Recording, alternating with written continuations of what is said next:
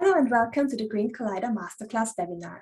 My name is Karina Posch. I'm working at the non-profit association Auxilium in Austria, who is a partner organization in the Green Collider project. Today, I will be your host with the kind assistance of my colleagues. The webinar is part of the Erasmus Plus project Green Collider and its first project result, the Green Collider Masterclass. We continue our webinar series today with Module 3, which is focusing on the topic Green Competences, defining them and how to develop them. The module has been developed by our project partners at DOM Spain. And today we have 4 experts with us who will present interesting keynotes about green competences and how we can apply them in our profession and daily life, about digital tools in arrangement with sustainability and competences, as well as we will talk about the frequently asked question related to green skills and importance in the green economy. So once again, if you have any questions, please put them in the chat and we will bring them to the attention of the speakers. So let's start. Anna, I give the floor to you. Hello, everyone. Welcome to today's masterclass. My name is Ana Herranz, and I am project manager in DOM Spain. DOM Spain is an organization that is located in Reus, Catalonia, in Spain, and provides non-formal training to the public and private sector and local and regional levels, and participates in the international projects. DOM Spain is active in the fields of ICT and smart cities, sustainable tourism, accessibility, and in the module Green Competence Development. We are going to Anna, sorry, the connection is bad again. Can you first please? Speakers who are Moretton. Anna? I think we lost your connection.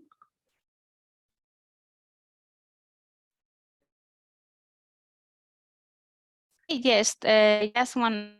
I'm going. Okay, can you hear me? Yes, we can hear you again. Okay. Hello. Wait. We're gonna share. Bueno, no puedo. Sí, dale. Dale al video. No puedo porque estoy rechazada. Could you accept my video because I'm gonna share my screen with Anna so that she can do the presentation. But I don't know what's wrong now. I cannot hear anything. Carina, can you hear me now? Yes, we can hear you. Okay, then I will continue. Yes, please. Okay, so I was introducing our organization, and then I am now introducing our first speaker, which is Sara Moretton. Okay, Sara Moretton is teacher and cultural mediator. In recent years, she has worked as a project manager and researcher for various companies and non-profit organizations in the field of education, inclusion, and lifelong learning. She completed a training in permaculture and obtained the permaculture design certificate, which is currently putting into practice in her personal regenerative agriculture project in southern Catalonia. For her, caring for the environment and people must go hand in hand. Today, she will tell us more about green competences and how we can apply them in our professional and daily life. So, Sara, the floor is yours. Thank you very much, Anna. Hello, everybody. Thank you to allow me as a speaker in this project. So I will share my screen to speak about this reference framework for sustainability competencies that is called Green Comp. Let me give the time.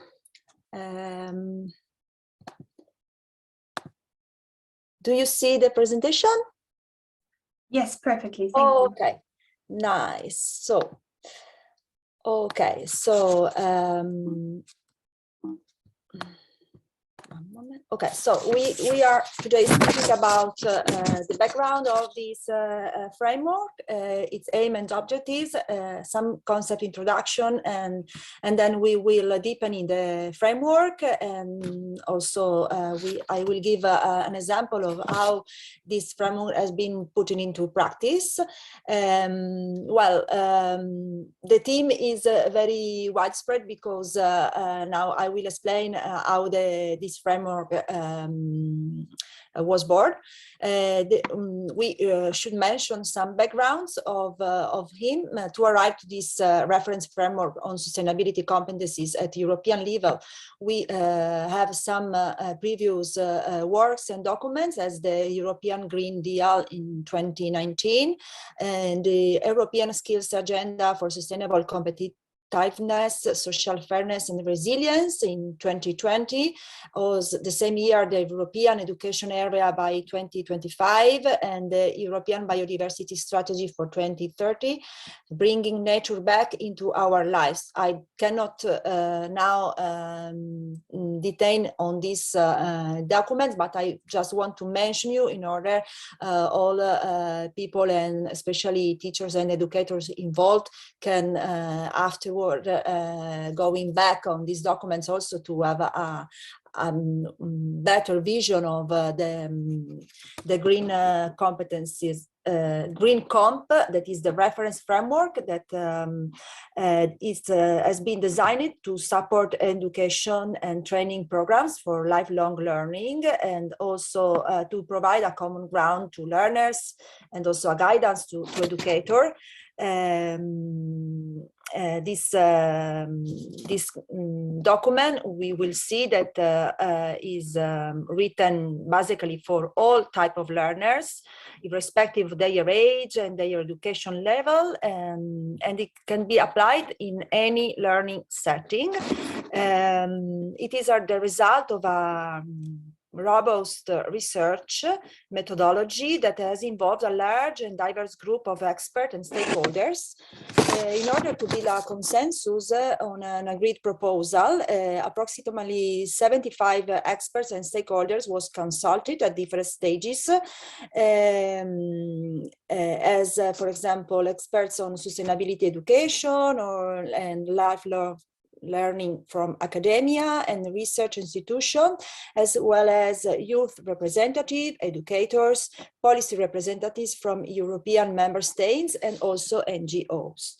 So what is the main aim and objectives of this framework? The aim is to foster a sustainability mindset, basically, by helping users to develop the knowledge, skills and attitudes to think, plan and act with empathy, responsibility and care for our planet.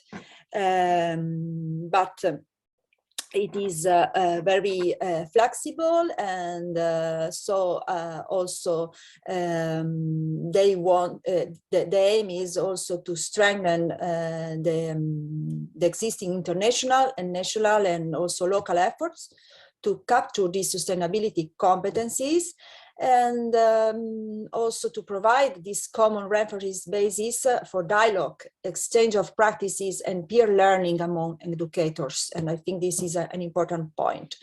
And to provide a contribution to help make the competencies portable and promote continuing promoting a mobility in the European Union, with the idea of a full participation in the European society, starting in taking into account we are all part of a bigger system that is like our mother, that is nature. Before deepen into what are the competencies of this framework, I would like to make a concept introduction about what does it mean sustainability in this framework, because sustainability is a really very too much used word. We use this word with a plenty of meanings.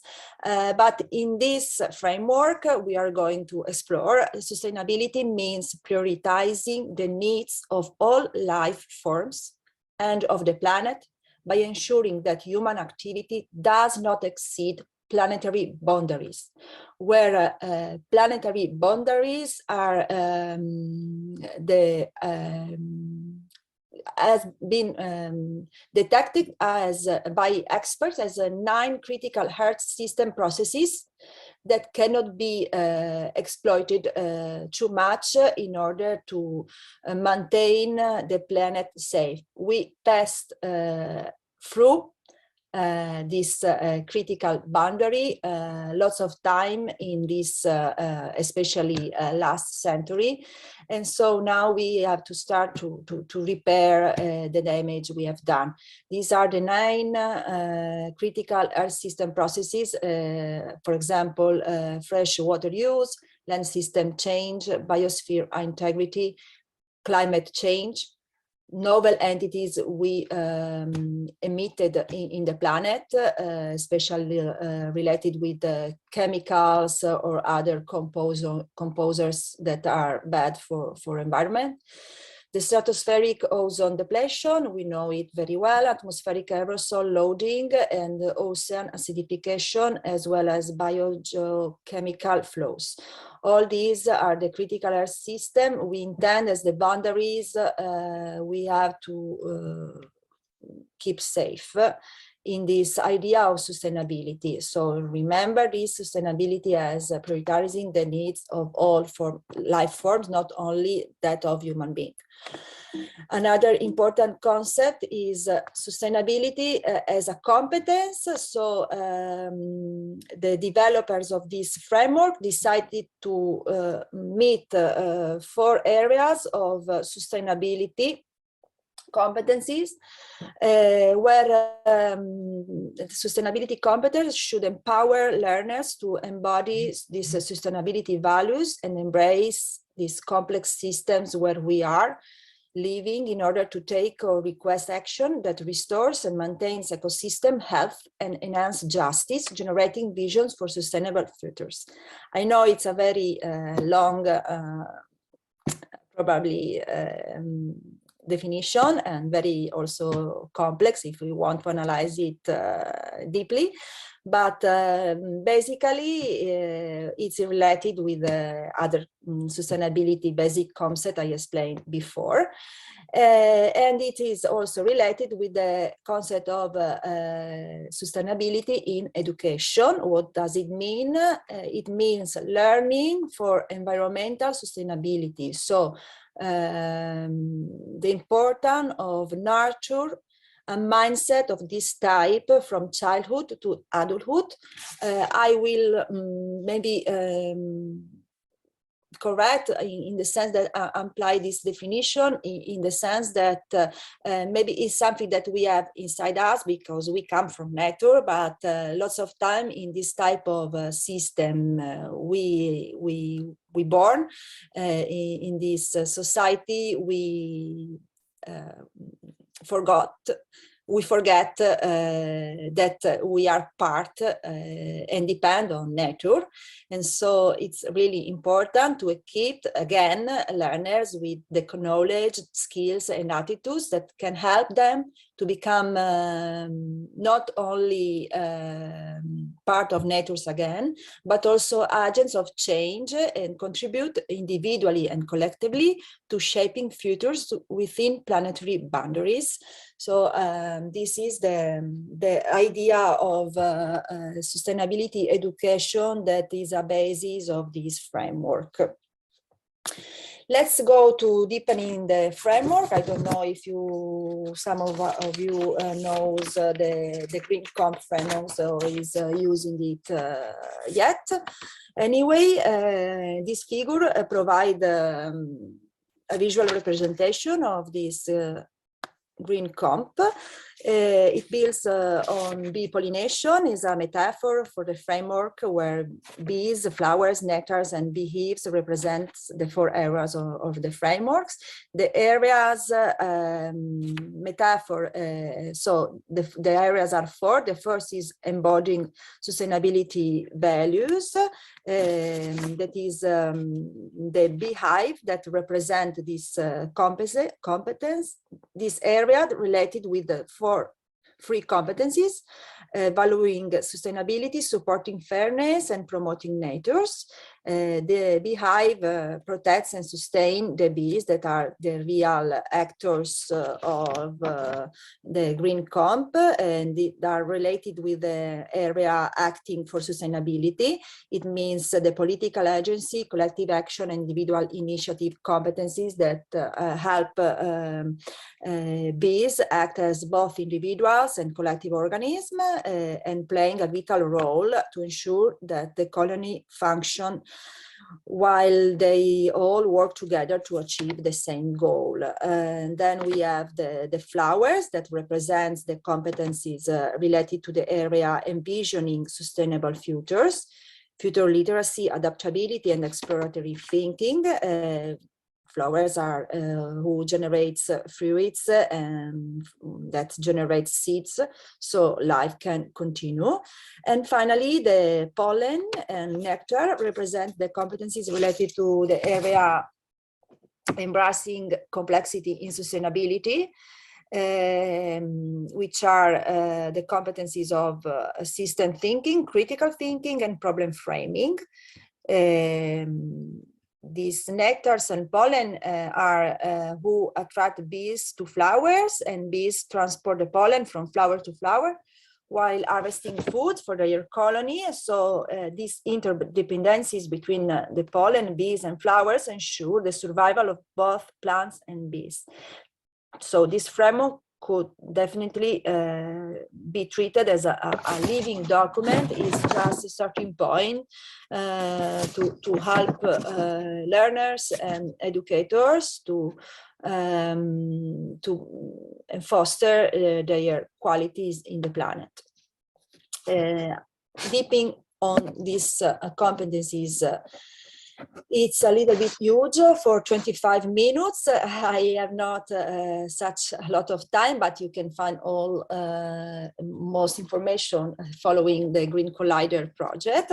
So I kindly invite you to follow the project in order to get an expert on this and let your creative flow to engaging students or learners and also colleagues in these areas. So just here I just put the areas with the competencies and descriptors. I just I cannot now detain a lot, but just to highlight that embodying sustainability values, it's something that starts from one individual that can valuing sustainability, first of all, on personal level, and then support fairness, that it means once one has accepted the sustainability value and identified it in its own and on his surrounding. It depends on fairness. It means to support equity and justice for current and future generation, also taking into account previous generation for sustainability.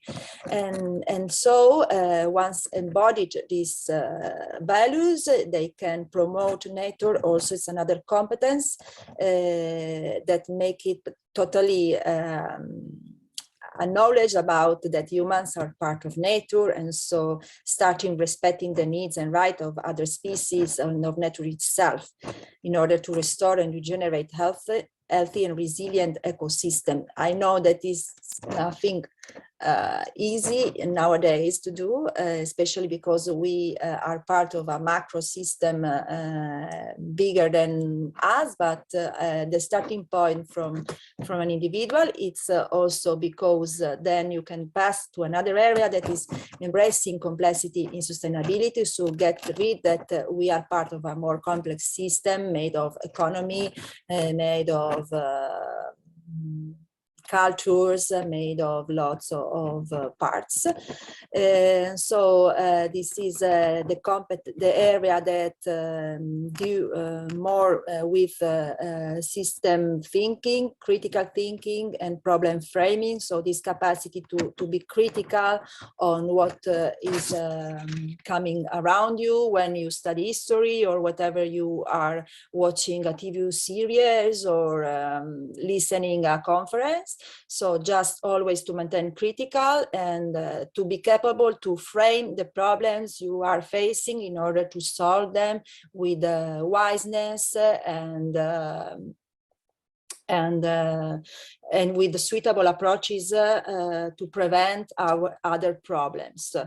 And then we have the third area, our flowers, that is made about envisioning to be capable to imagine the future and create a future with your imagination. So we have 3 competencies: future literacy, with this capability to envision alternative sustainable futures, and also developing alternative scenarios and identifying the steps needed to achieve this future you want. The adaptability, this is for me a key competence in our nowadays, because it's to be capable to understand that we can achieve a better world only step by step, and with the capacity to manage the transitions, facing challenges in complex situations, and be also aware of the uncertainty and ambiguity and risk we are facing the future. We will see in the next, I'm convinced, 30, 50 years, we will need to develop this adaptability competence, because we will see lots of changes.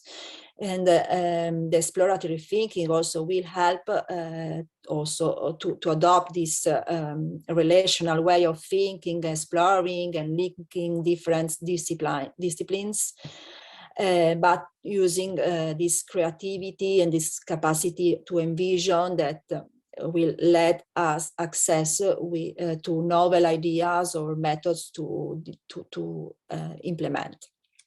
And finally, the fourth area, acting for sustainability, it is related with this part of from individual to collective action, but acting, so to be capable also to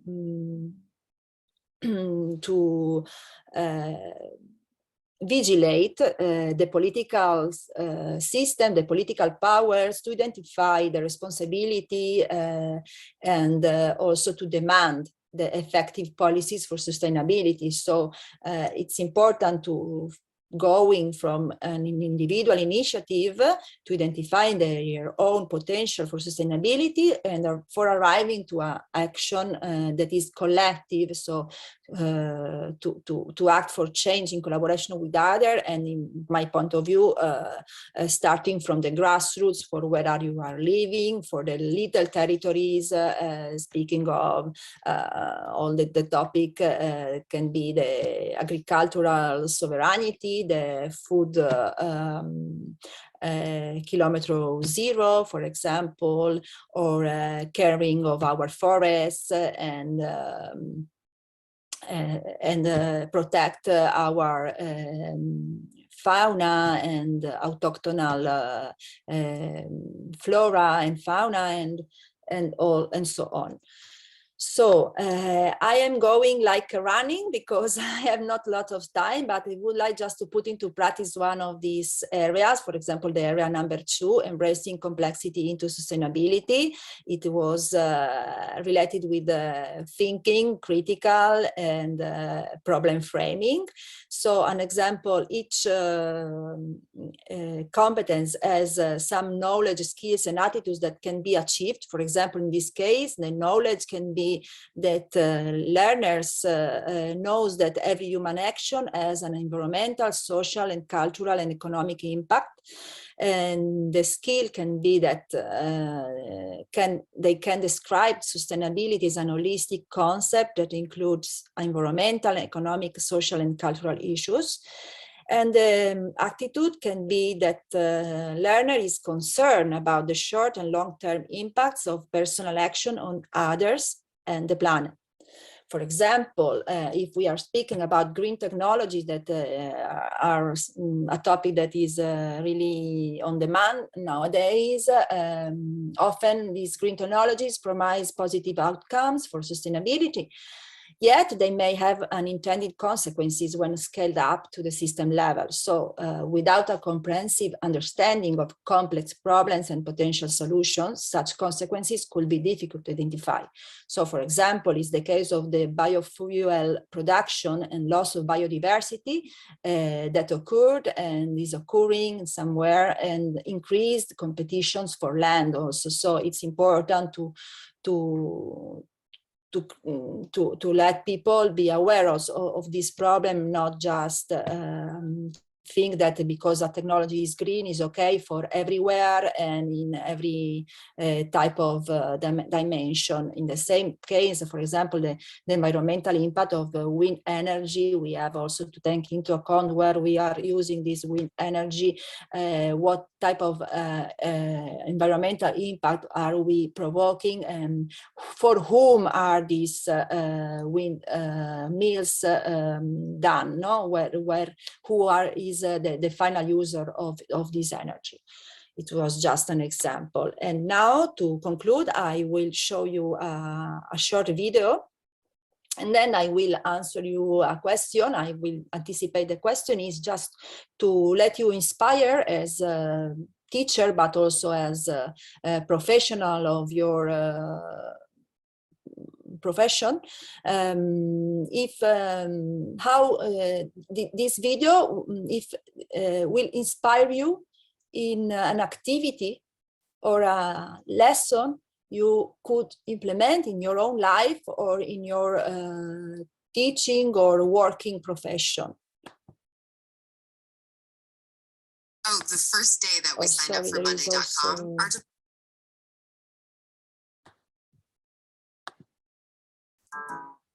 Cities and the economies that drive them are thirsty.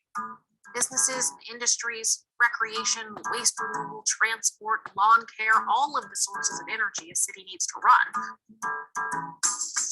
Even the food industry that feeds its people all depend on water. Making sure there's enough reliable, clean water for the health and life of Sara, we cannot see your video. is what we mean by water. Really? Yeah. You need to change the view. Okay. Thank you. What I have to change? Just select the different, unshare screen, select the different. Okay, I understand. To share. Okay, thank you. Okay, so, okay.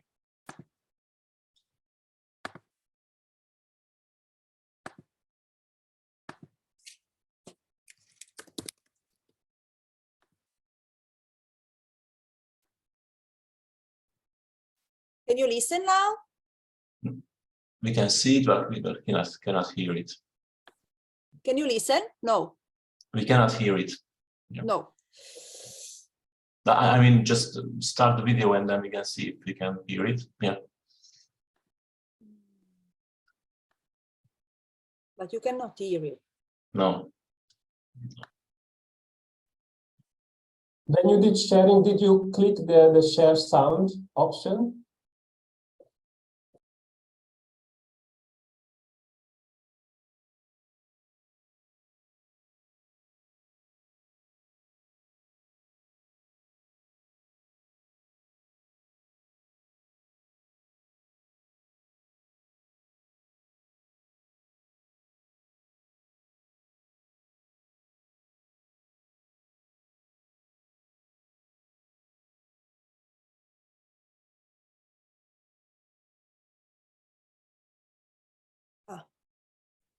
No, we cannot hear it. Recreation, waste No, removal, no, it- transport, lawn care, all of the sources of energy a city needs to run. I just read. Now Sorry. correct. Even the food industry that feeds its people, all depend on water. Making sure there's enough reliable, clean water for the health and livelihoods of people and natural environments is what we mean by water security. And one of the biggest challenges we face now and in the future is securing water for all those needs.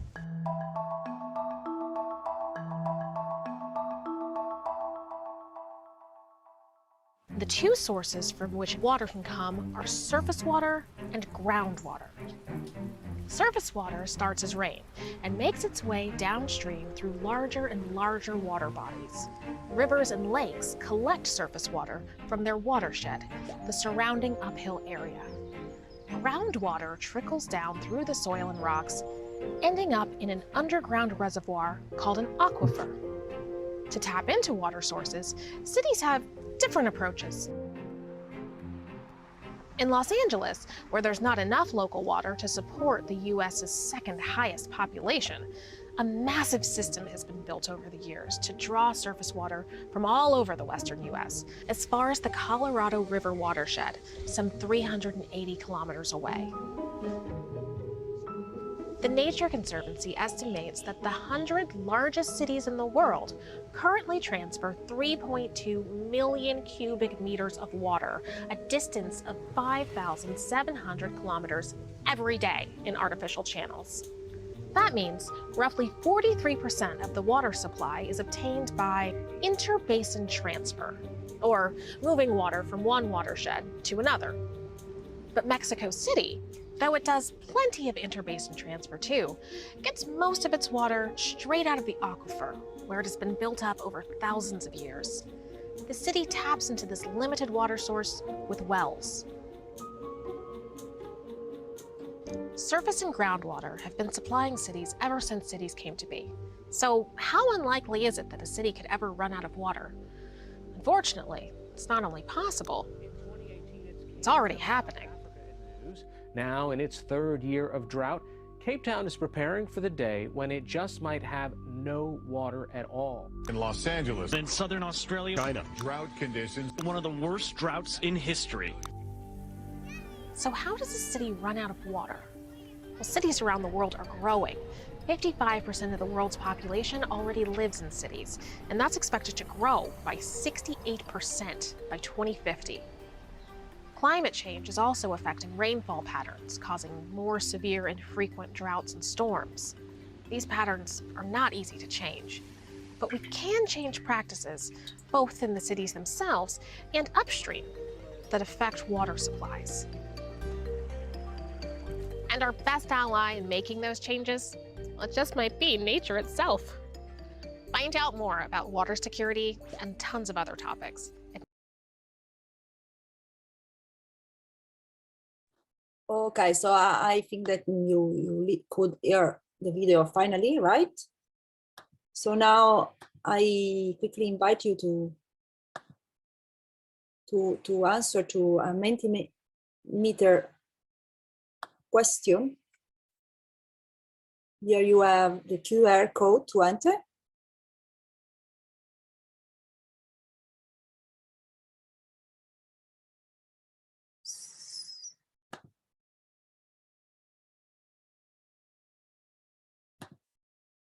So, could you use this QR code, or would you prefer I share you also the link in the chat? You can click it and enter in the Menti and answer the question if this video, what type of activity could inspire you to implement in your nowadays lives, or with your students, or in your workplace. There are plenty of opportunities,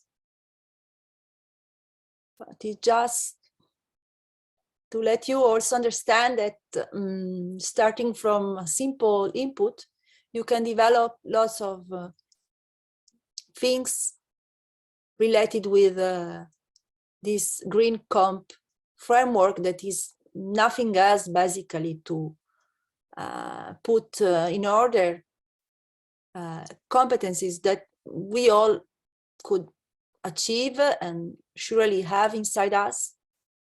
It's just to recuperate this link with nature that we can really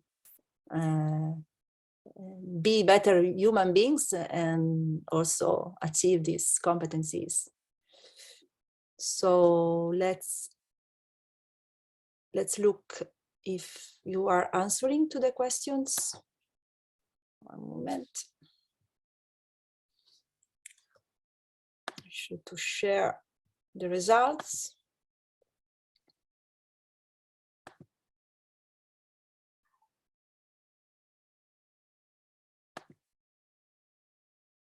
No. Sorry.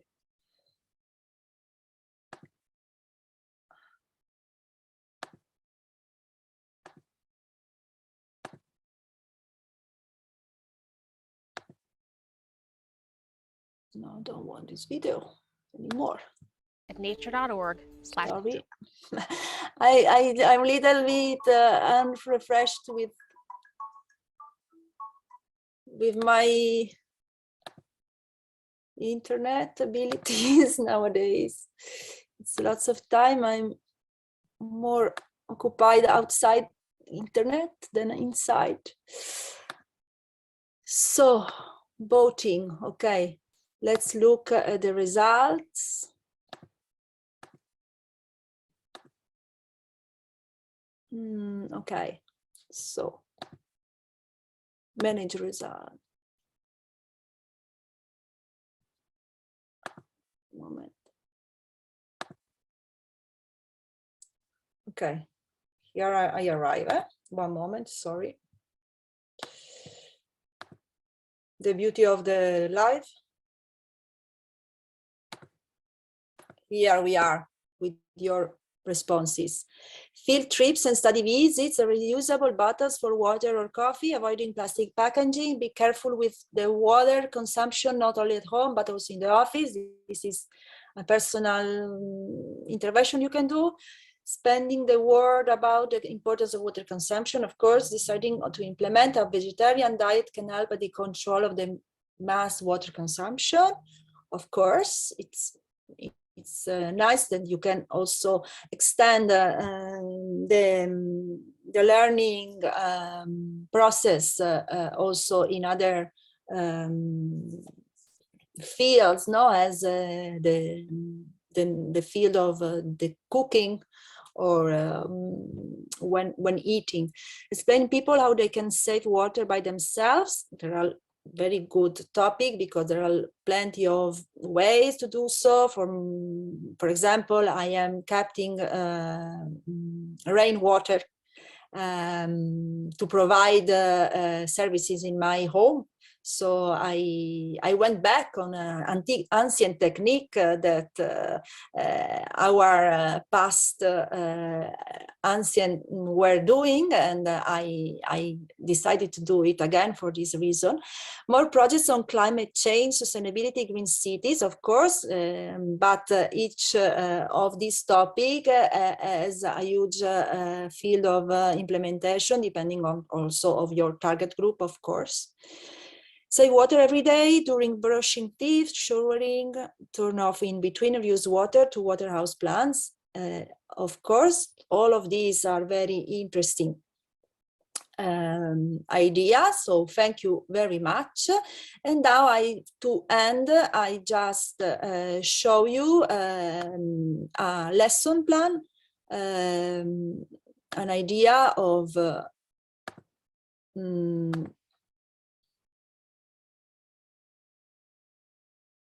what's happening? Okay, can you see the lesson plan? Okay, this is a lesson plan. Okay, we cannot see it, sorry. You were still in the window of your presentation. Okay. So,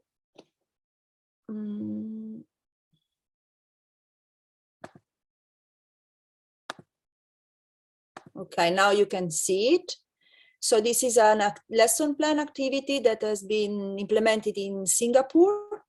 addressed to people to 12 to 14 years old. It is divided in 3 sessions, 60 minutes per session, and 1 session of 2 hours.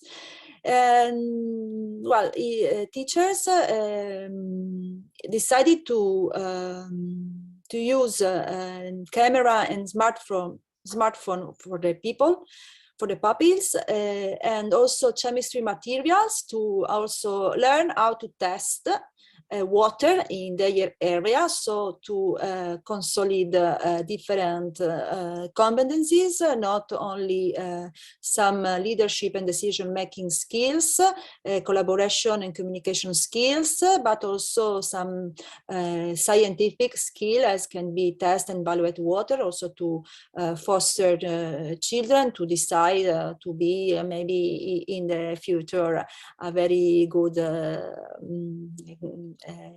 chemistry involved for the environment or biologue, and then also to explain the importance of all you said, to be conscious of how to use the water. And so just to be quick, it was a group work, groups of 5 people. They should record the readings and make photos of the places, environmental places where water is in Singapore. And also to record a sound map to create awareness of the environment and to sketch a section of the park. So the results of this job was lots of pictures taken by them about the condition of their natural source waters, with the capability to describe also and to research about the state of the fishes, for example, where there are lots of fishes where died because the water was contaminated, for example, and so they investigated a lot. They could also sketch maps, so they also learned this ability to sketch in maps, geographical ability to locate the zone and where is suitable to make the water testings. And then they also recording the sounds of the city to think also about the pollution, the sound pollution, and they created a legend to indicate the type of sounds, the volume, the frequency, and so on. And finally, they made the chemistry analysis of the turbidity of water, analyze water and the dissolved oxygen of water, etc. So they learn also how to manage a lab, how to work in a lab. And finally, they wrote some conclusions, they made some interventions with the other in the classroom, and also they could create a geographical investigation to also use to relate with policymakers of their area. So this was just a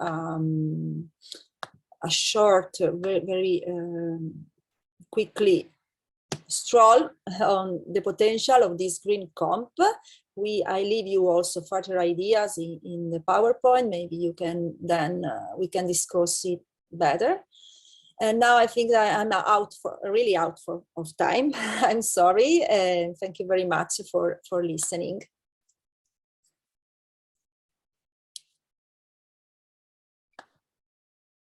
Okay, thank you, Sara. This was very interesting and useful information. Now we are going to present our next speaker. Our next speaker is Ingrid Baiges. She is the teacher and has experience in working in green schools. A green school is a concept that has been implemented in Catalonia, and it's a school that promotes teaching and learning processes linked to environmental education, encourages sustainability practices, and manages its resources in an environmentally sound way. This concept is also being implemented in VET. On a personal level, she is involved in European Zero Waste Network and is a vegetarian for sustainability reasons. She will tell us more about digital tools in agreement with sustainable competences. Ingrid, the floor is yours.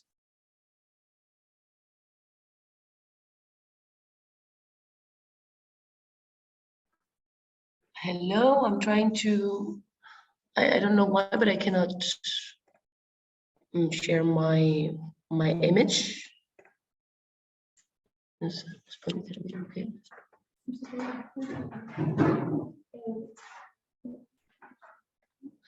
I don't know why, but I cannot share my face. I think that the host has to let me, oh, maybe. Yeah, perfect. Okay. Hello.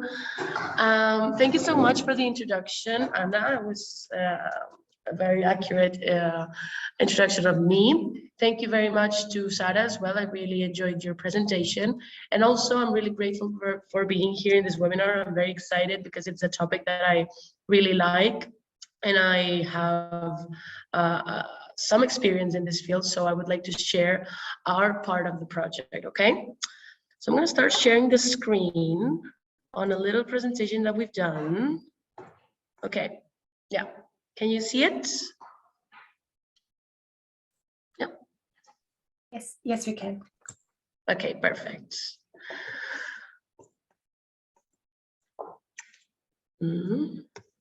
Okay. Okay, perfect. What I'm going to talk about today. So today I'm going to talk about digital tools. One second, okay.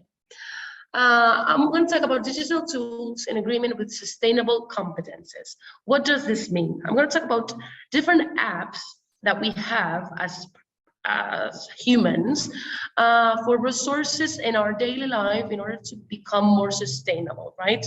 So we're surrounded with lots of plastic and lots of problems, environmental problems, right? But these are some resources that we can use nowadays in our daily life to improve our sustainability, right? So the ones that I'm going to present today, and it's the part of our project, are these 8, I think, 1, 2, 3, 4, 5, 6, 7, 8, yes. So we have the almond, which is the one that it has like an almond, basically. Then we have a spin lister, okay, but the logo here, it's the black one. We have Too Good To Go. We have Refill, okay. We have Swansea. We have BlaBlaCar. We have Good Guide, and we have Geeky, okay. And I'm going to share each one of these apps, okay, because all of these are apps, okay. Perfect. Of course, I have to do a disclaimer on why it's important to use this, okay? The main benefits of using apps that are sustainable. Basically, we could divide the benefits into 3 parts, okay? Environmental benefits. When we use apps that are sustainable, it promotes sustainability among our surroundings, right? So we try to prevent from the climate action, we improve our environmental protection, the nature conservation and circularity. This is basically the awareness towards our nature, right? Which is very important. Then we have the improvement of business management. What does this mean? So basically, these apps, some of them are, well, no, most of them are focused on business, okay? So they're for personal use, but at the same time, business can use in order to be more sustainable, right? Or to have different kinds of benefits from it, right? So it can cost savings, it's very efficient, and it improves the competition among other businesses, right? So because we live in a changing world, everything is new, everything is digitalized, so we need to do new things, right? And then it's also beneficial for social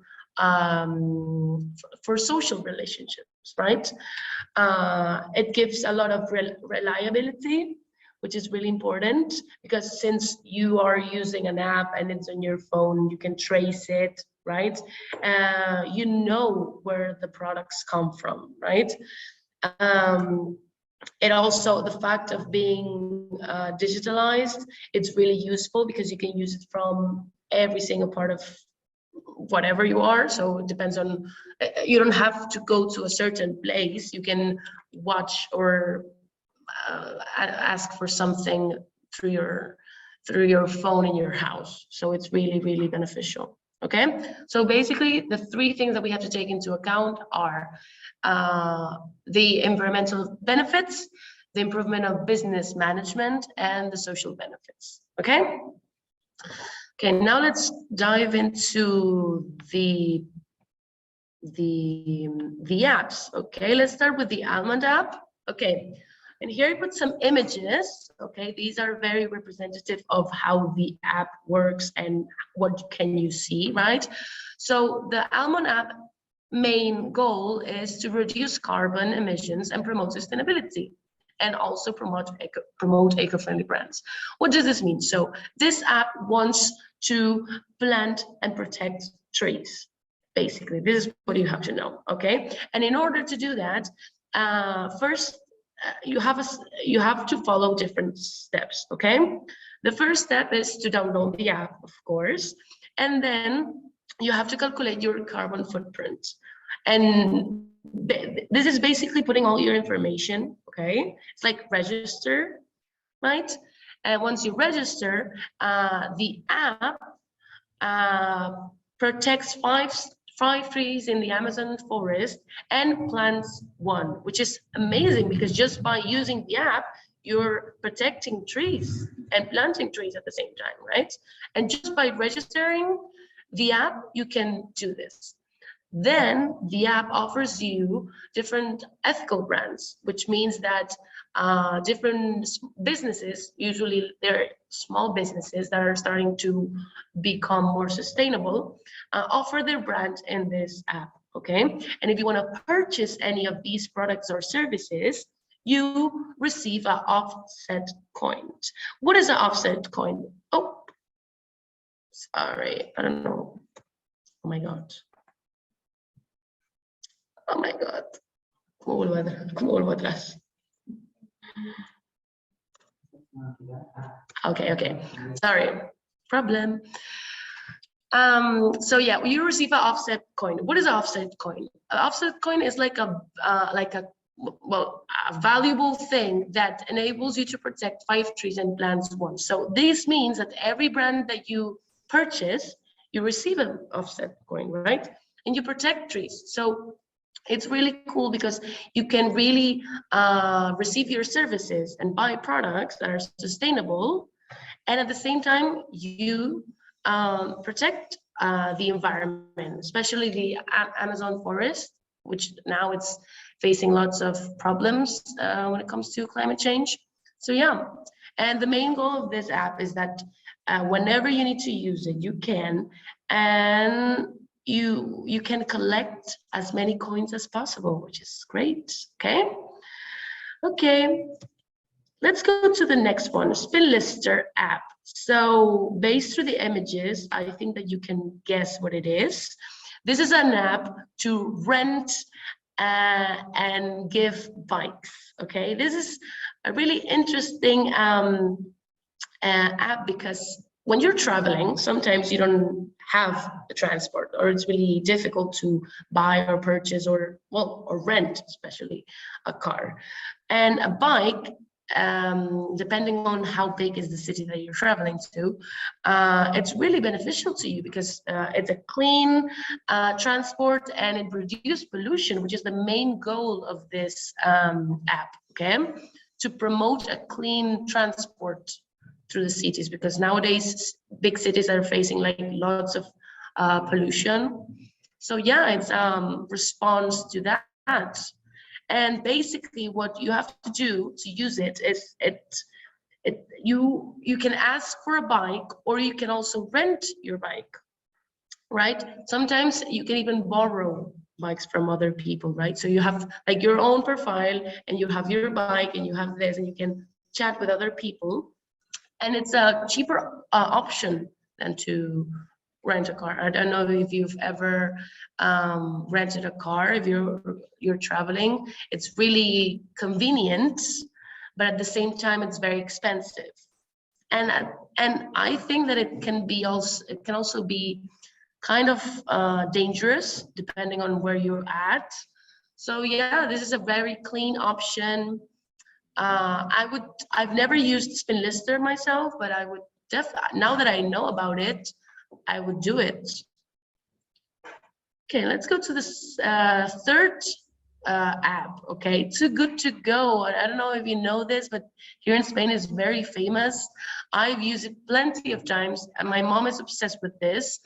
So basically, this app helps to prevent food waste and provide cheaper options to customers, right? So businesses, especially like food businesses or restaurants or whatever, sometimes they have food waste and they have to throw things because people don't buy it, and they cannot, like, it's going to be a point that the food is going to be rotten, so they have to throw it away.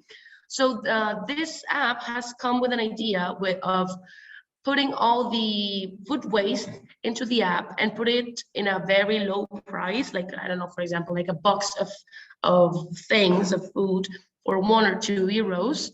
So you have a benefit for the business. So the business has a benefit, but it's very, very, very small. It's only because of the packaging that they're using, basically. And so customers can go to can download the app, choose a location, a store, and a timing, because there are different options, right? Maybe like there's like a restaurant, a sushi restaurant, or it's I don't know, a supermarket with vegetables and stuff, right?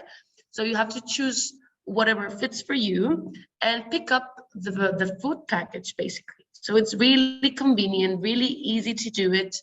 So yeah, it's a really good way to, it's a win-win for both parts, right? Because customers don't throw all the food.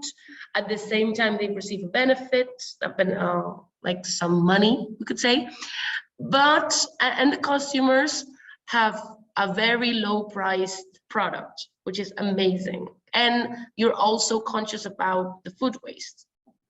So yeah, I prepared a little video. Can you see it? Can you hear it? Yeah, okay.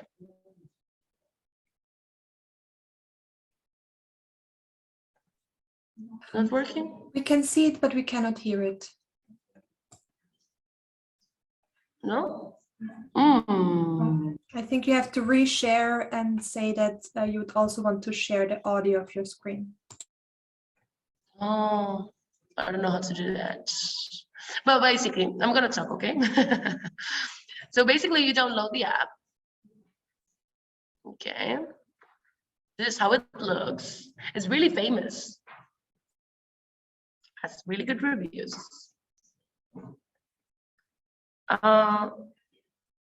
So you have to create your own account, okay? Okay. Of course, you have to register with your email, with Facebook, with Google, whatever you prefer, you feel more comfortable with.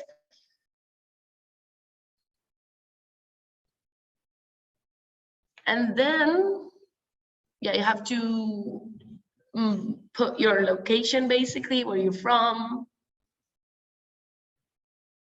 Yeah, it has lots of countries.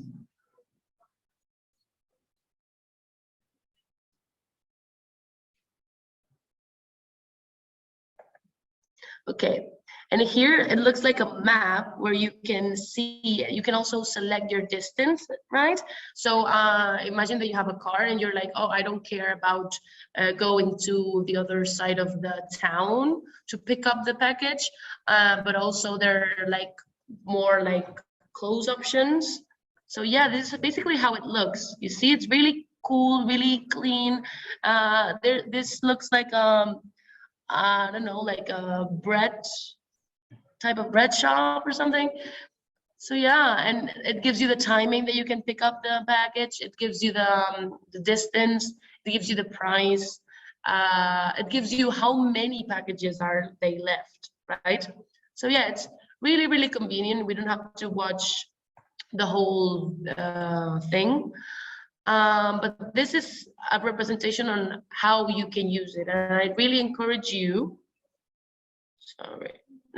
I really encourage you to use these apps because it's really interesting in my opinion. Okay.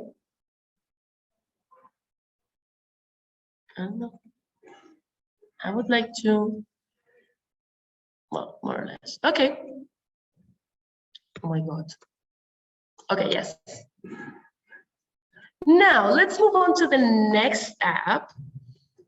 This is a really cool one as well. I really like this one. I've never tried it, but because of the project, I'm going to, definitely. And this is the refill app. I think that based through the pictures, you can really guess what it is. It's really similar to the Too Good To Go app. But in this case, the main goal is to minimize the use of plastics and reduce the single-use objects. So basically, it has the same concept as the Too Good To Go because it's every business offers you the option to go to their place and buy products. But the thing is, you have to bring your own recyclable package, right? So let's say that you want a coffee and from Starbucks, okay? And the Starbucks has the refill app, okay? So you can go to the Starbucks coffee shop and bring your own cup. And if you download the app and you get the service, you can even get a discount from that coffee just because you bring your own cup. So this is really interesting because not only we encourage the zero waste movement that I don't know if you're familiar with, but also it gives you cheaper options for customers, right? So we want apps that are beneficial towards the businesses and the customers. So this one is a really interesting one. It also gives you a map where with different options of businesses such as like restaurants, supermarkets, coffee shops, whatever. And basically the map presents different places that encourage the zero waste movement, and you can find your own spot and get your service with a discount basically. So it's really, really cool. I'm definitely gonna try it. And if we have another webinar, I'm gonna say if it's useful or not. But yeah. Next one, Swansea app. Okay, I don't know if you've used something like this. This is an app to give a second life to clothes and reduce the CO2 produced by the fashion industries. Okay, something that I have to mention that I don't know if you know is that the three main industries that cause the most damage to the climate change and are pollute very much, we have the three main ones, right? We have the fashion industry, which is the first one. Then we have the meat industry, and then we have the transport industry. These three, it seems like when you think about which is the industry that can be the worst for the climate change, right? So you think about transport because when we think about gases, we think about cars, we think about CO2 emissions, right? But actually, the fashion industry, it's one of the worst. It produces a lot of climate change and pollution, so that is why this app is really interesting, to give a second life, right? Instead of we have like a second life shop clothes, let's say, but this is like a digital option where you can put you can register and you can put your own clothes, right? And as a customer, you only need to swap for the clothes that you like. It's basically like a dating app. It's really fun. I don't know if you're familiar with the concept of Tinder, for example, but yeah, you have to swipe, and if you like something, you can say like or dislike, and it's really fun. So yeah, this basically, it promotes sustainable competences, and it also encourages circular economy, because we live in a very we like to consume lots of things, and we like to buy things, and we don't like to reuse, and this is a really interesting option. Okay, let's move on to BlaBlaCar. If I'm going really fast, just let me know, okay? This is BlaBlaCar app. I've also used this one. It's a really interesting one. I don't know if you've ever used it before, but the main goal of BlaBlaCar is to reduce the CO2 emissions produced by the transport of cars. As we said, the car industry and transport industry is very harmful, and also save money and create a web of people to share trips. So basically what you have to do is create your own profile, which is required to upload your ID, of course. Why? We do this because of security reasons, because if you don't upload your ID, we can face some problems with identity, and we don't want that, especially if you're going in a car with a stranger. So yeah, we need that ID. And then once you put your ID and all your personal information, you just have to search for trips that suit your request, right? So for example, let's say that I'm here. Right now I'm in Reus, okay? I'm doing this presentation in Reus, okay? And I have to go to Tarragona because I'm gonna go to my grandma's house to have lunch, okay? So I'm just gonna search for a trip that goes from Reus to Tarragona. And some people are gonna do the same trip as me, and they're gonna upload that trip, and they're only gonna put how much it costs from going to one place to another. A lot of people say that this, I thought about the idea of harming the taxis industries, but actually with this app you don't create any benefit. You just share the fuel, you just share the trip, okay? That is why it's not a business, it's just an app to reduce your cost as a driver, basically. So yeah, it's really, really interesting. And the people from the picture are looking they're having a very good time. Okay, we have the last two apps, okay? Be careful because these two are very similar and I don't want you to confuse them because we're gonna do a Kahoot, I don't know if you know. This is the Good Guide app, okay? What is this app? This app provides background and consciousness about the environmental effect of products in the market and give a digital and reliable source to purchase items. So basically you download the app, and you can scan products, you can rate products, you can see how healthy these products are, okay? And you can find like 210 goods, which is a lot of products. Also, you can search for new items to buy.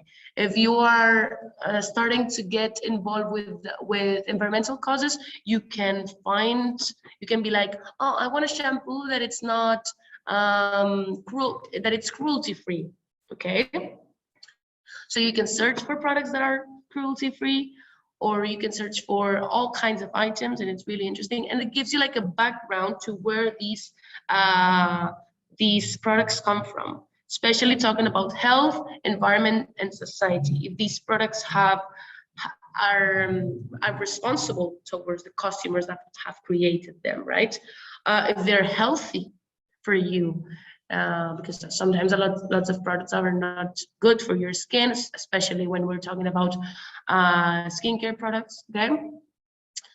And also it gives you like a background to the environmental effect of these products. And you can rate them, you can say how good at them, and it also creates like a society of people concerned about an environment and products and a healthy environment for people. And finally, last but not least, Geeky app. Okay, this one is also really interesting. Be careful, because the last one, it was about knowing where the products come from and knowing the background of products and scanning the products. But this one is an app that enables you to understand how your actions are affecting the environment. Okay, this is a very nice way to put it. So basically you have to trace all your steps, all the things that you do in a day, and this app is going to help you understand how can you improve in the environmental costs, right? So yeah, you have to it gives you like also lots of tips. It gives you different hacks to improve your environmental, healthy, eco-friendly consciousness, and it gives you options, different types of options. But also you can also scan products. You can find new products to buy, which is really interesting. So this would be like a more complete app, I would say. It depends. But something that it's interesting about this is that there are 3 types of geeky apps. Okay, we have the Ingrid Baiges, which is kind of my surname, which you can scan products. Okay, so this means that imagine that you go to a shop and you don't really know if that product is good enough for the environment, so you can scan it, and we'll give you the information about where does it come from, if it's responsible enough for the environment, if the people who work to do this product are well paid, for example. So yeah, then we have the Geeky Zero, which is basically to calculate your actions that impact the planet. So what you have to do here is trace the things that you've done. For example, I've went from my house to my job by walking. Oh, amazing! That is good. Okay, or if I go by car, maybe it gives me options to go by bus. I don't know. And finally, we have the Geeky Zero Pro, which is designed for small businesses and organizations. Okay, so this is a really interesting one, because you can incorporate healthy steps in a business. We know that personal steps are really important to each drop of rain. It's important, right?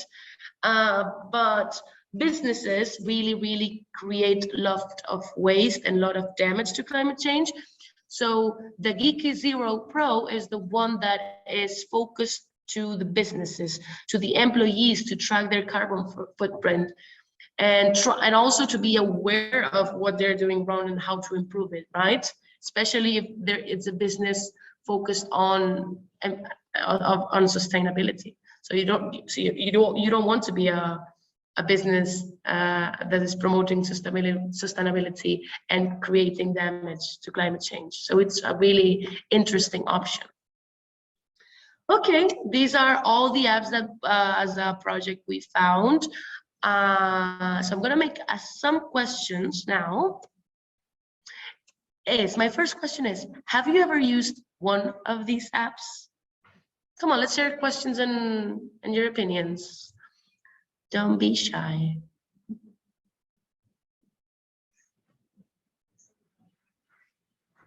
Hello, can you hear me? Yes, Marta. Hello, nice to meet you. I'm Marta, and I used to use BlaBlaCar, and not every weekend, but once a month. And I like to use because it's cheaper than use the train to go to visit my family. And for me, I have good experience. And you also can meet other people that used to do the same route to the same way. So you can as well to use your phone to go to the same place. Sorry for the sound. And for me, it's the best app, and to share the car with other people. And I used to use as well the app Too Good To Go. And if you are not used to cook in your house, it's as well a good app. I recommend you to use, if you are in Spain, to use BlaBlaCar and Too Good To Go. Yeah, thank you so much, Marta. Thank you so much. Yeah. And thank you for sharing your experience, because sometimes when we see an app that we don't really know, we are kind of scared. Is it reliable? Do we really trust this app, right? Thank you. Any more experiences on these apps? I don't know, in other countries, like here in Spain, we have BlaBlaCar, which is really famous, and Too Good To Go. But I don't know where you're from. Where are you guys from? Hungary. Hello.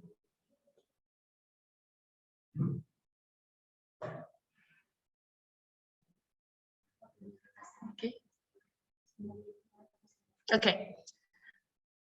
Now let's test how focused you were in my presentation. Okay. I prepared a Kahoot, okay, with some questions about this presentation, and let's see who the winner is, okay? So what you have to do is go to kahoot.it, okay? Everyone grab your phone, okay, and go to Google and put kahoot.it, okay? And it's gonna ask for a pin, okay?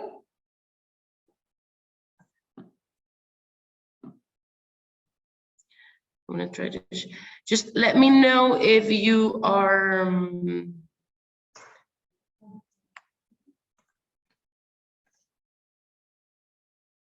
okay. It's gonna be something like this. It's gonna ask you for a pin, and this the pin. Ooh, too much noise for me. Okay, can you see the pin, right? So you have to put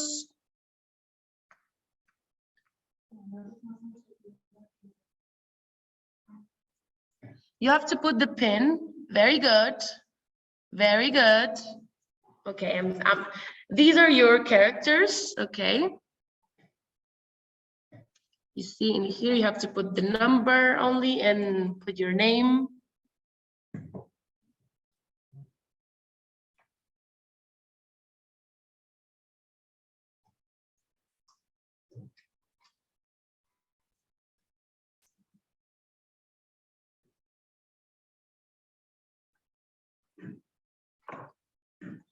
Very good. I love your characters. So fun.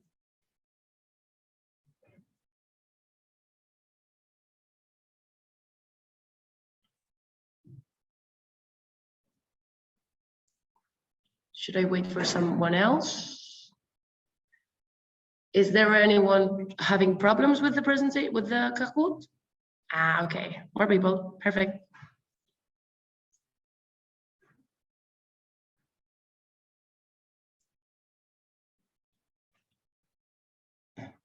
Okay, shall we start, everyone?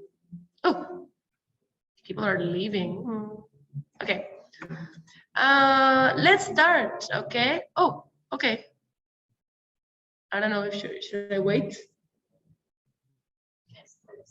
Okay, let's start. Come on. Focus on the questions, okay? I'm gonna read them.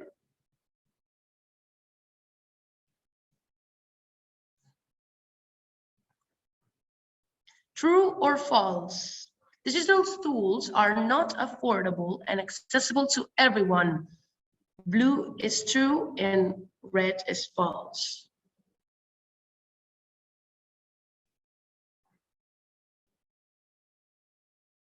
Okay, you have to pick up with your phone and choose the answer, everyone. 9 answers. What do you think?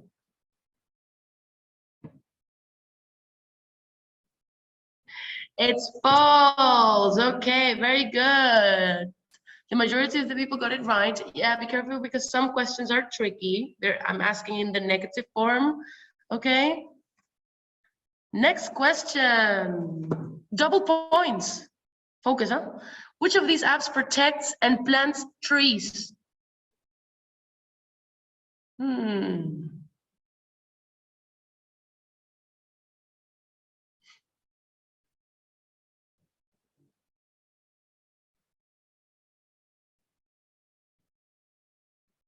This one is difficult, huh?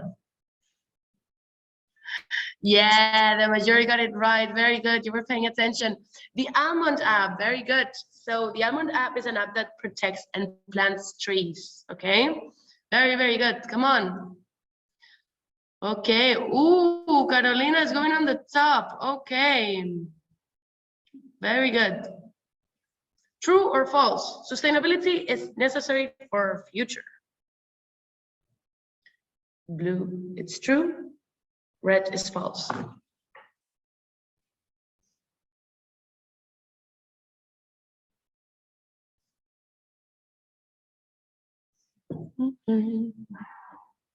Yeah, okay. Now we're getting it. Yes, very good. Everybody got it right. Super. Let's see if the rules are changing. Carolina is still at the top. Okay, very good. What is the name of this brand?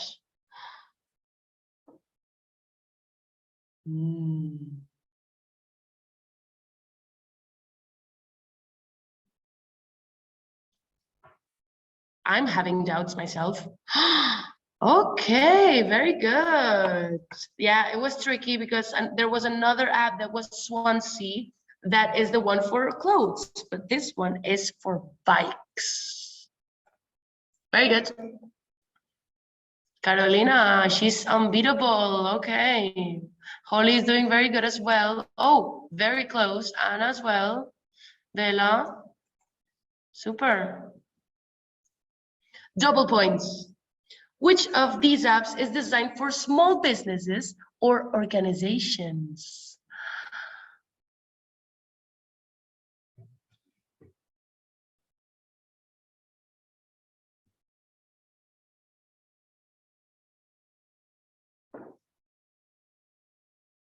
It was tricky. I put geeky businesses for a reason.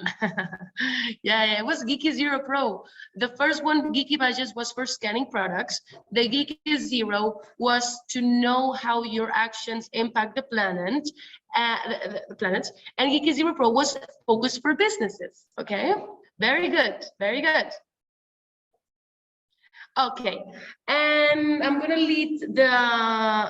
let the winner for the end. So I'm gonna show the winner at the end, but I'm gonna ask you one last question. And if you can share your opinions, it would be great. If not, don't worry about it. But why do you think digital tools are important? Could you try to share?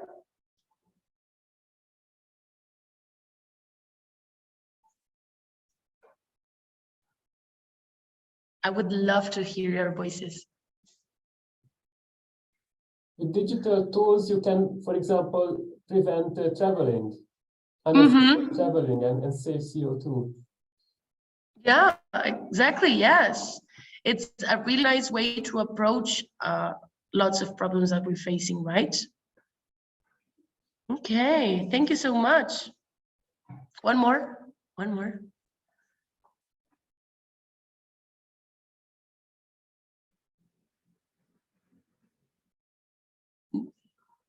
No, it's okay. Don't worry. Okay, now let's see who the winner of the Kahoot is. Let's see the podium. On the third place, we have Karolina. Oh my God, what a change. Then we have Elle in the second place. And in the first place, we have Anna. Very good, congratulations. Okay, very good, very good. I hope you liked my presentation. It was kind of, I don't know, diverse. But yeah, thank you so much for inviting me to this webinar. I had an amazing time. You're doing an amazing project as well. I'm really enjoying your ideas and your points of view. So yeah, let's keep it going. See you guys. Bye-bye. See you, thank you. Okay, thank you. Thank you, Ingrid. We will definitely use some of these apps. Thank you for your presentation. So now I'm going to present to introduce our expert panel, which is Karolina Bandura and Garcia. They are going to explain you some frequent asked questions. Okay, let's first introduce Karolina Bandura. She is a project manager in the NGO Open Europe, managing Erasmus Plus projects mainly related to tourism and sustainability. Raising awareness about environmental issues is very important to her, as she loves traveling and discovering the beauty of the world. She is currently working in projects such as Guide Me Green or Ecosme. Our second speaker is Ms. Garcia. Is a project manager at Open Europe 2. She's currently working on the Enforce project, which helps rural areas develop their marketing strategy using storytelling techniques to transform them into green destinations. She is a committed vegetarian since 2019, and she sees environmental protection as essential to human well-being. Okay, both Karolina and Ellen will answer the frequently asked questions related to green skills and their importance in the new green economy. These questions are drawn from a survey we did among our stakeholders to collect the most frequent asked questions. So without, okay, of course, if you have questions yourselves, you can ask them later. I'm going to share the screen with you.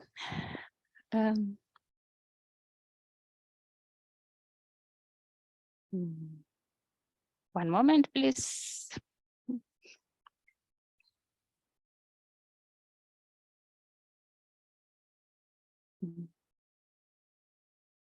Well, I don't know what happened. This was prepared, but as always, okay, here you are. Okay, so Karolina, the floor is yours.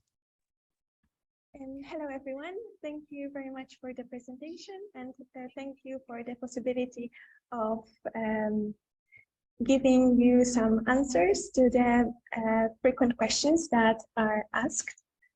So let's start with the first question. The first question is, as we have seen in the presentation, the Green framework gives us clear definitions of what sustainability entails as a competence. It is true that naming things raises our awareness, but a term that defines something does not necessarily call for action. How can these abstract competences be applied in reality? Or in other words, how can we bring the abstract into reality? So it is true that naming things make them real. Perhaps we already embody and practice sustainable values, but we lack the vocabulary to define them. As always, if we want to bring something abstract into reality, we need to put it into context. For example, imagine your wardrobe. I bet it's full of clothes that you do not use. It annoys you that you have so little space in your wardrobe, and you know that the solution is not to buy new clothes. on the contrary, to buy fewer clothes or to repair the ones you have. You may just not know that this is the sustainable solution.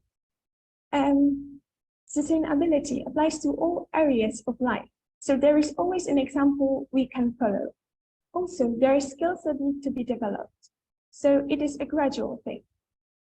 Even small efforts and changes in attitudes are steps towards a better future. The last example shows that buying less clothes is in line with the attitude of working to reduce material consumption, which is part of the green competence of supporting fairness. However, knowing this information will not make me repair all my clothes because I might lack the skills to do so. However, it might influence my future purchasing decisions, which is a good start. So let's move on to the question number 2. The question number 2 is, why do you think these competences are so important? All societies face or will soon face the economic and social problem of the dilemma of how best to use limited or scarce resources. Therefore, it is crucial to understand and incorporate the components of green competences early on, not only in the development of new technologies to succeed in the new challenging environment, but also in the skills to make the best use of it. Let's move on to the question number 3. As you mentioned, sustainability affects all areas of life, and most of us in Europe are quite well educated in green competences and practices. Why should young students learn formally about green competences? Everyone needs to understand how the use will change, how society will adapt to climate change, limited resources, and ever-changing innovations. Topics like green finance, green economy, sustainable development, circular economy, sharing economy need to be understood by everyone, not just professionals. The greening of the economy and society should therefore go hand in hand with environmental responsibility and the development of green skills. Question number 4 is, what do you mean about green economy? There's no clear definition of the term green economy. In the short, the concept refers to the recognition of the economic values of natural capital and the need of protect these resources. Environmental sustainability, social justice, locally rooted production, and exchange of goods and services are other elements found in the most definitions of the green economy. The United Nations Environment Programme defines a green economy as one that improves human well-being and social equity while significantly reducing environmental risk and ecological scarcities. Other definitions emphasize, for example, that the green economy should contribute to the eradication of poverty as well to the sustainable economic growth. The promotion of social inclusion, the improvement of human well-being, and the creation of employment opportunities and decent work of all, while maintaining the healthy functioning of ecosystems. Question number 5 asks, what impact will the transition to a green economy have in the employment? In general, it can be said that the transition to green economy is and will continue to create jobs in a number of sectors. However, a greener economy is now automatically inclusive and socially sustainable. There will also be job losses in some parts of the economy. In developed countries, up to 1% of the workforce is likely to be affected by the transition between economic sectors. Young women and men need to be equipped with the right knowledge and skills to be successfully integrated into the green economy. Question number 6 is, what the green skills are most needed for the transition to a green economy? In terms of technical skills, there is already a skill gap in a number of sectors, such as renewable energy, energy and resources efficiency, building renovation, construction, environmental services, and manufacturing. Therefore, environmental awareness must generally be part of education and training at all levels. And the very last question is the following one. The Green Comp framework adds political action and collective action as competences to be developed. Why are these important? As I mentioned earlier, a green economy is neither inclusive nor socially sustainable. The transition ahead will have a huge impact on workers and communities. Many will benefit, but others will struggle with the decline of certain industries and occupations. Therefore, the transition to a greener economy should be as equitable as possible. Most importantly, public authorities and governments should be in constant dialogue with employers, workers' representatives, and civil societies on these issues, so that more coherent environmental, economic, and social policies can be developed. Society in general should participate in democratic social dialogue and be attentive and vigilant so that the measures put in place ensure that those who are likely to be negatively affected are protected. Thank you very much.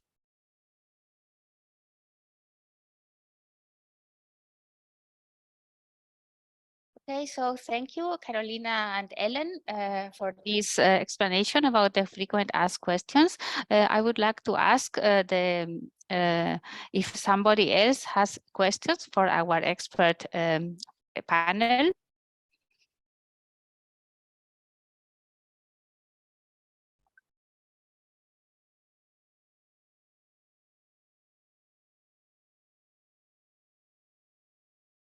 Okay, so I don't see any question there. So Carina, should we finish the webinar, or do you have any question for our experts? Hi, yeah, so I don't have any particular questions because I think the presentations were very well explained and very much into detail. But I, of course, have something prepared for our participants to just gather some final feedback.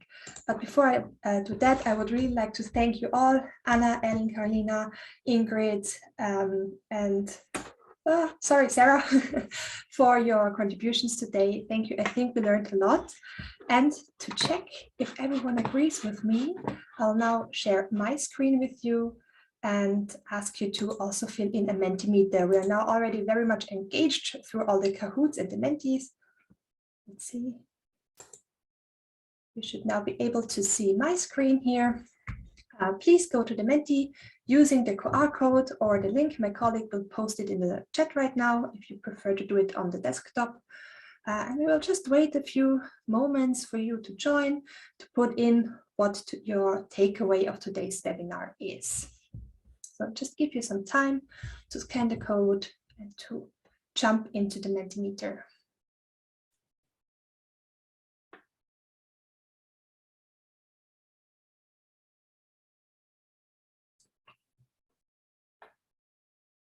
See, a few more seconds for you all.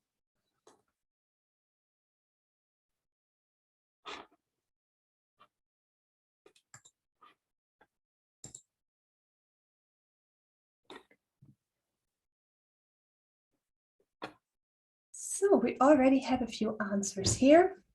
I hope there will be some more. Yes. So we'll start reading it out. Sorry, it's on my other screen.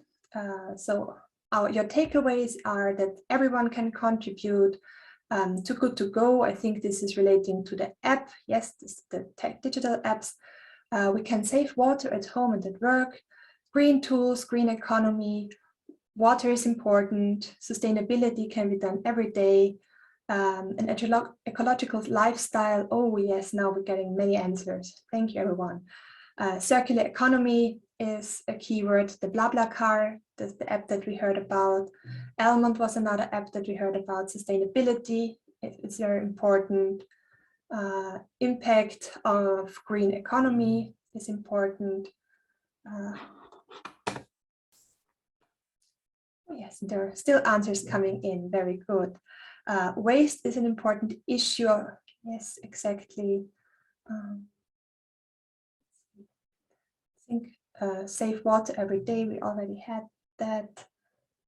A few more moments for you to maybe insert some more. Yes, more answers. Review of working flow is something new.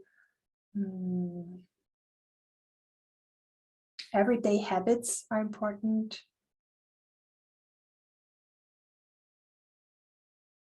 Responsibility is an important keyword. Very good. Thank you so much, everyone. I'll jump back to my other presentation now, because As you probably already know, it's not the only feedback measures we have, but there's also a more formal one. It's our Google form. My colleague will post the link in the chat in a moment. Please be sure to also answer this Google form. It does not take a long time, but it really helps us improve our webinars. There is one more module to go on. It will be next week on Friday at the same time. Please be sure to register and to join us there. So, can I have one final question? Yes, please. Just regarding the presentations, can you please or will you share the PowerPoints with us? Would be useful. Sure. So the video will definitely be on our website. And if the speakers would like me to post also the presentations, please just provide me with them and I can also put them online on our website. Thank you. Yes, later today, we will post our website again. So you got the Green Collider website. You can see it now here on my screen. And when you scroll down to the results, here will be another button where you can review all the webinars. So we will make them public later today. Oh, thank you so Probably much. today, just the module 1 and 2, and then next week, early next week, this module, because we will have to edit the video a little bit, of course. Just okay. So thank you everyone for joining today's webinar. I hope that we can see you next week for our final one, and I wish you all a wonderful day. Thank you. Thank you so much. You too. Thank you. Bye. Thank you very much. Bye bye. Weekend. Thank you. Bye.